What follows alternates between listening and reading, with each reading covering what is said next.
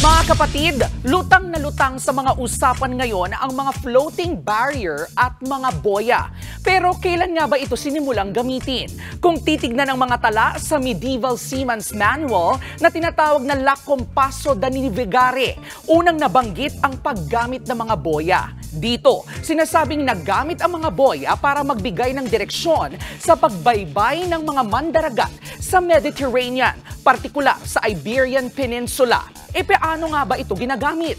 Sabi po sa manual, gawa sa mga lumulutang na kahoy na nakatali sa mga lubid o di kaya'y kadenang nakakabit sa mabibigat na bato ang mga sinaunang boya. Binabagsak ang mga bato sa ilalim ng dagat, saka naman hinahayaang lumutang sa ibabaw ng tubig ang mga kahoy.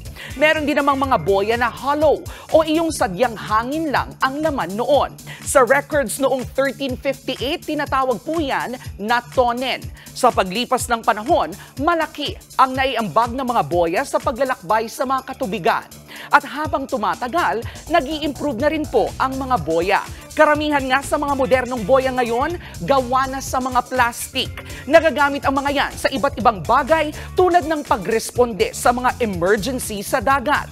Iyan naman yung mga tinatawag na life buoy.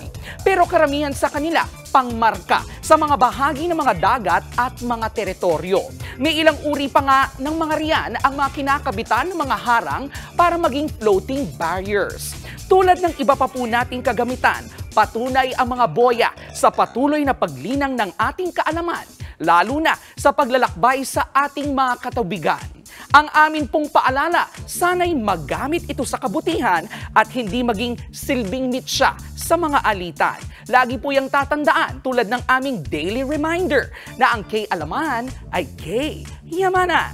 K-okay. Mga kapatid, ito po ang inyong K-alaman Queen, Kalad Karen. Always remember na ang K-alaman ay K-yamanan.